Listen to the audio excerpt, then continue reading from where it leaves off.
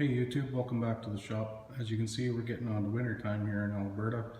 So last winter I had a little mishap with my snowblower, and it would just constantly move all the time. So this is an old Eaton Viking snowblower. I hate to get rid of this thing, it's ancient, but man does it throw snow.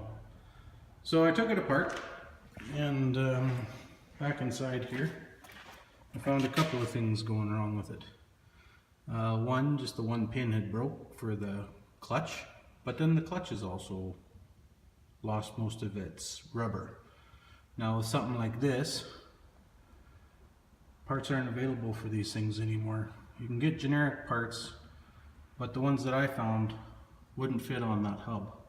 All that is just a 3/8 hole splined, kind of like a windshield washer or wiper arm. And everything that I can find has got a 1-inch hole in it. So basically that renders this thing useless unless I can figure out a way to fix it. So this is my old friction drive wheel here, and you can see all the rubbers ripping off of it, and there's that tiny little hole that shaft goes on. Now a couple things I could do. I could pull that shaft out there and have a machine shop machine me one so it would fit, but here's the new one here. So obviously it's a huge hole, poses a bit of a problem. It's the same diameter, so I know that it's going to work on this machine. So me being the cheap guy that I am,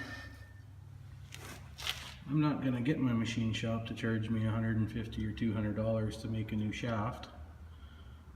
I'm going to take and cut the center out of this thing, and it's not a very thick piece of steel. It's maybe 1/8 of an inch, maybe less. I'm going to cut the center out of it, and I'm going to use those 3 holes to plug weld it in place, and then hopefully I'll have enough adjustment there to make this thing work. Alright, so here's the idea. We're going to cut the center out of this.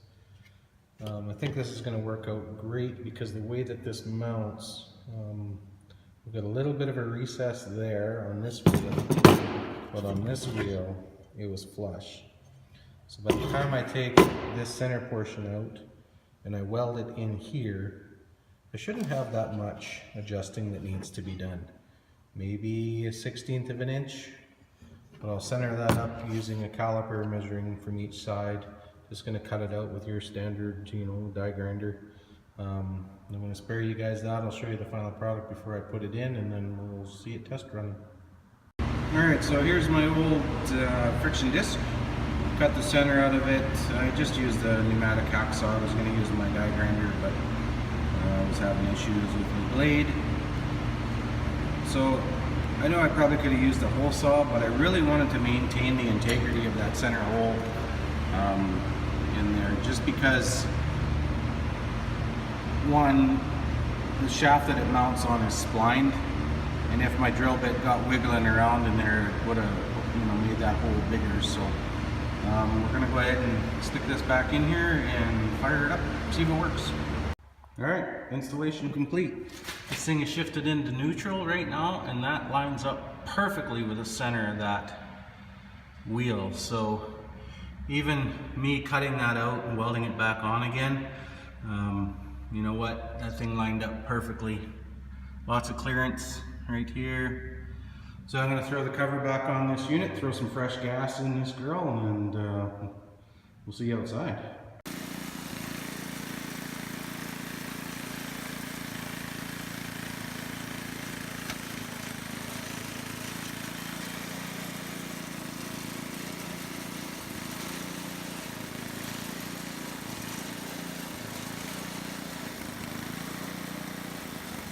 Alright, there you go, all fixed up. All the speeds work, forward, reverse. Obviously you've seen it throwing snow. That never had a problem with that. It was just the drive wheel. So I didn't really do this as a how-to, fix things. It's a kind of a no-brainer. You knew it was wrong, you have to replace the part.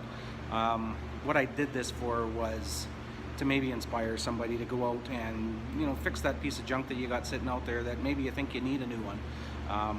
a little ingenuity, not very fancy tools. I mean, I used an air saw and a welder and hand tools to replace that. I know it's not a massive fix, and but that thing comes in super handy this winter, last winter, winter before that. I mean, it's just, it's a tool that we use around the house all the time, and it's a shame when it goes down. So it was nice to not have to go out and spend $1,300-1,400 to buy a brand new snowblower, when for less than $100 I can fix one. So that's really all I did this for, was just to show you that if it can be done. It's just a little bit of ingenuity, and think your way around it a little bit, and you don't always have to go spend hundreds of dollars getting new things built and throwing old stuff away that really still works. So thanks for watching, and we'll see you again.